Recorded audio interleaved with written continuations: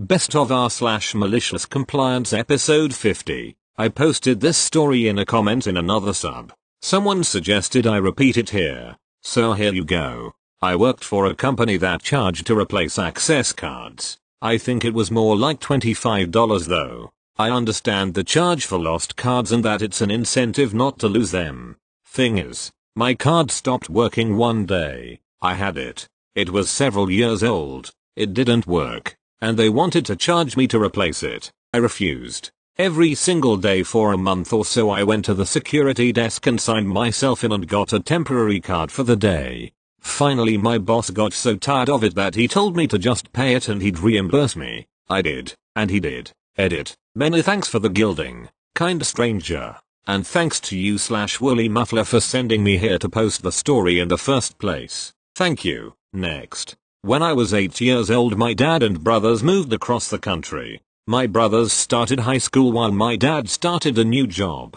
My mom and I stayed back so she could sell our house before we moved to join them. During this time my dad asked my uncle to keep an eye on my mom and I. While selling the house we moved in with my uncle and his family. It was in a different area, so I had to go to a different school where I didn't know anyone. A few weeks into the school year and a much larger kid 2 grades above me decided I would be his target for the year. It started small. He would knock things out of my hands, or push me when we crossed paths. Then he started stealing things from me. I put up with it because I didn't think I had a choice at that time. I was working up the courage to fight back like my dad told me to, but this kid was huge so my courage wasn't building fast enough. One day I went to the bathroom during recess and ran into him in the bathroom. I knew that out of the view of teachers this wasn't going to be fun. As expected, he pummeled me right up until the bell rang. Unfortunately for him, he left a lot of noticeable marks on my face.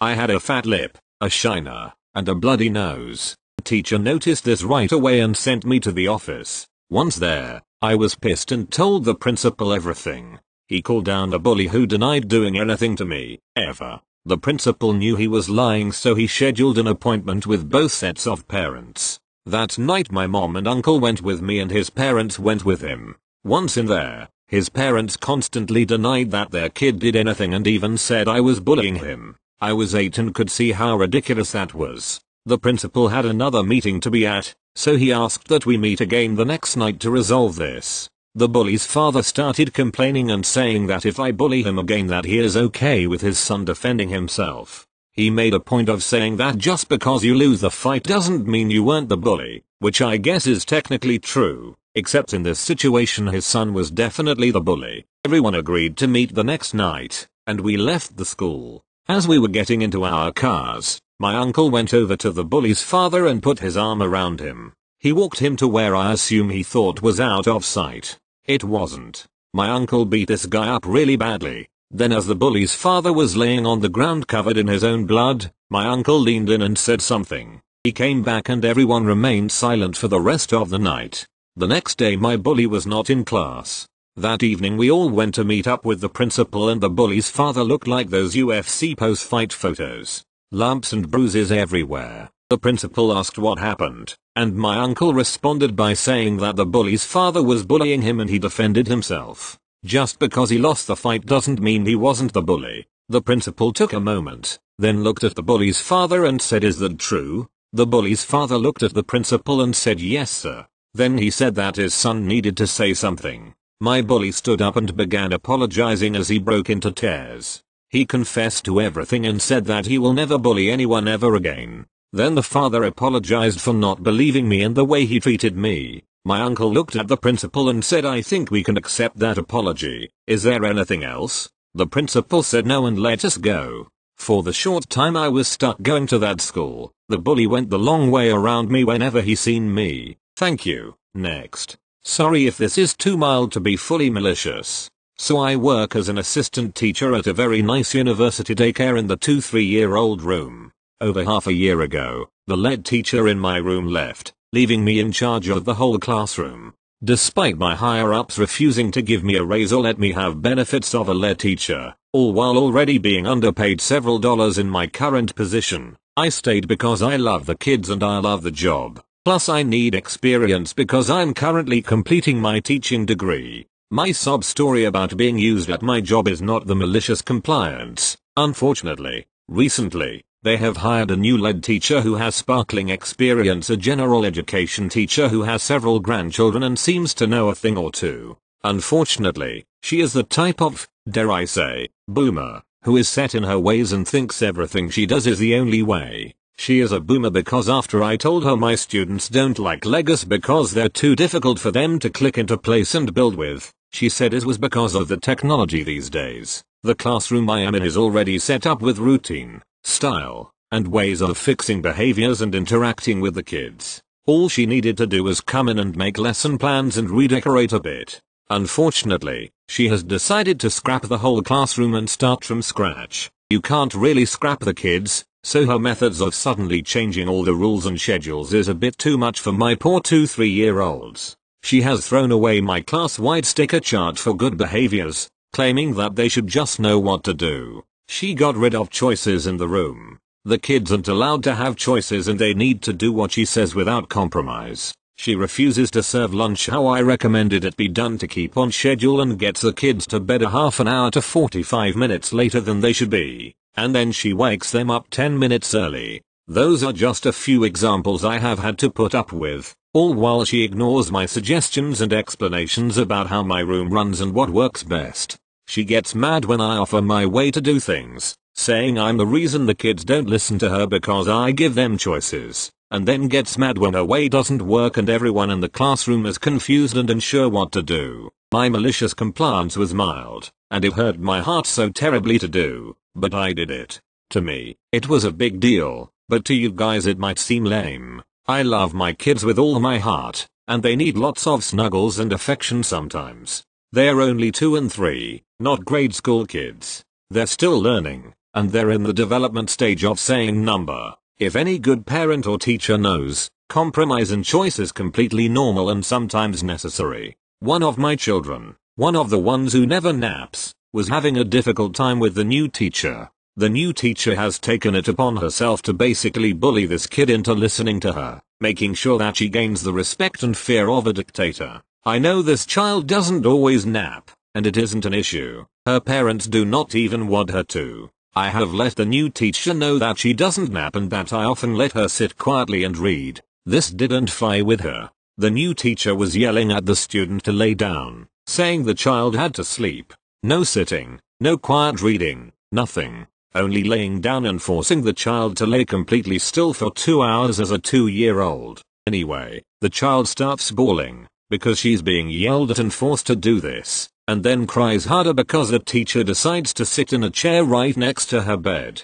looming over her like some monstrous abomination, threatening her until she stops crying or goes to sleep. This treatment causes me to go over there to comfort the girl and give her some space and maybe a new choice, but the teacher tells me to go away, that I'm too soft and that's why my kids are awful, and that she is in control now. So, even though my student is calling out my name, sobbing, begging me to save her or at least hug her from this stranger yelling at her, I say okay. I leave to the other side of the room and begin this terrible compliance. My heart hurts as I type this. This is a malicious compliance, because I am not assisting the teacher in any way, like she requested.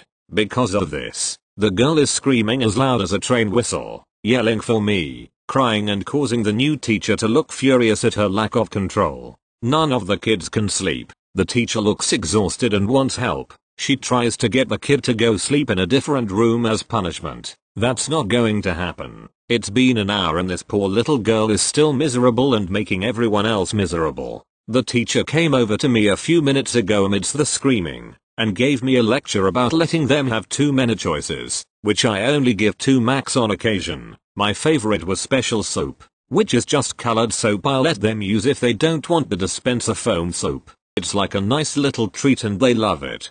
Gets them to wash hands more frequently. She goes on to claim I've ruined them with choices, even though our training specifically states we need to be kind and compromise sometimes, and that my students should already be listening to her perfectly. I am no longer allowed to give them choices, because what she says goes. No compromise. The little girl is still calling for me. My heart still hurts. The lead teacher is considering that this job may be too much for her and has told me that if it doesn't get fixed that she's quitting. She has a headache and looks like she's drowning. No amount of yelling or threatening is quieting this student. I feel awful for all my kiddos because they have to deal with the noise, and for my little one who is causing all the noise. But if the new teacher wants to be the leader and have everyone listen to everything she says without compromise, she's going to leave work with quite a headache every day. Another side note, she is only at this job so that her university child gets to go for reduced cost, which is unfair. I'm a university student and they purposefully pay me less because of it. TLDR, new lead teacher in my 2-3-year-old classroom has decided to be a dictator. Instead, she makes herself miserable and has a headache. Blames me because I give my students too many choices. Thank you. Next. Edit. Thank you so much for the gold award. I used to work as a property manager for a semi-large company in a small city. Among the usual duties of a PM, we were also responsible for after-hours maintenance calls. Originally, we were paid for 3 hours of overtime to cover the phone calls we answer and paid an additional $80 for any call-outs we have to attend ourselves. The entire team rotated the phone between us, so we only had the emergency phone for one weekend every 2 months. The phone was an after-hours maintenance line for over 800 properties, so you can imagine how busy it would get, but the extra pay helped the blow of losing your weekend. This was not a problem until our boss wanted to crack down on overtime hours, stating,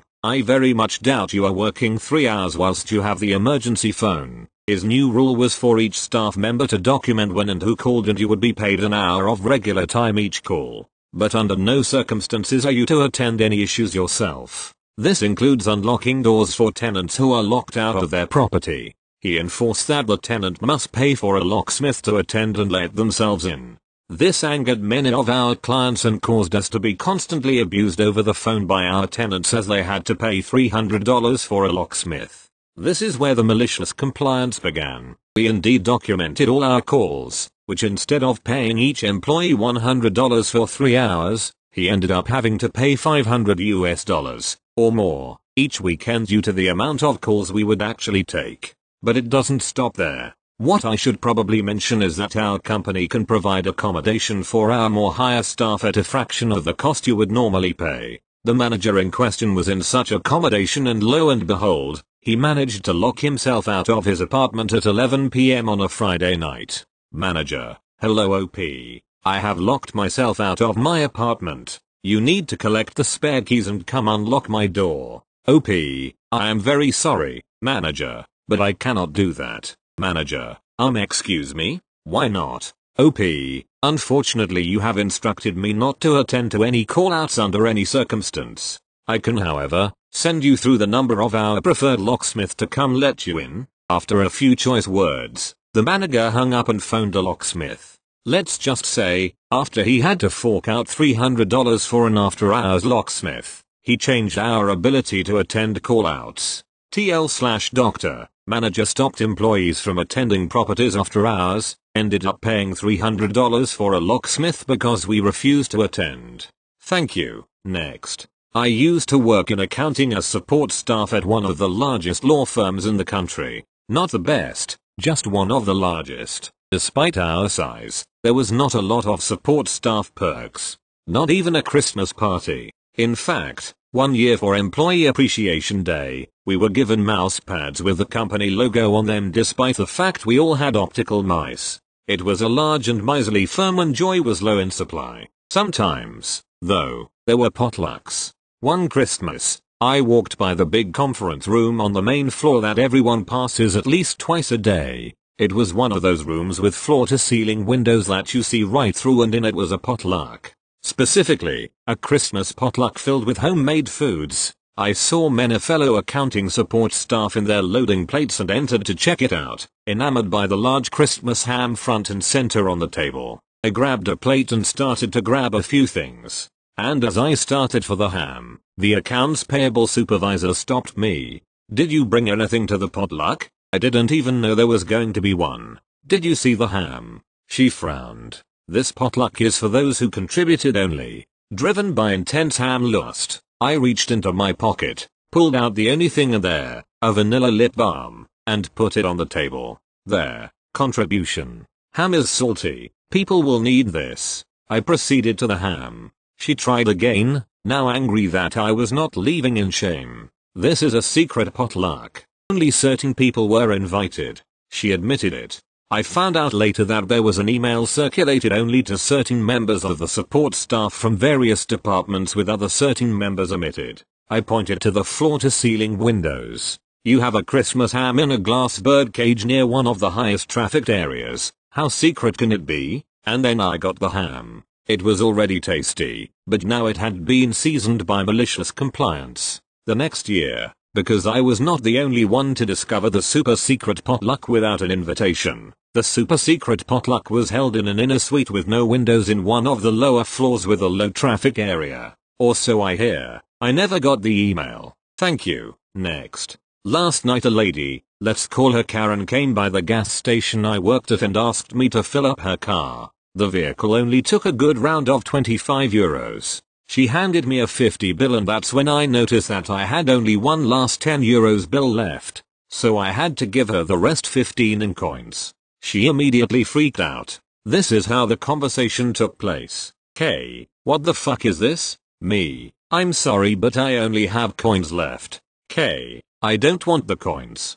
Give me another 10 and a 5 euro bill right now. Me. The one I gave you is the last one I have left. If you like I can give you the 50 euro back. Return the 10 to me and you can just pay on credit card. K. I don't have my card with me. Me. Then I'm sorry but this is the best I can.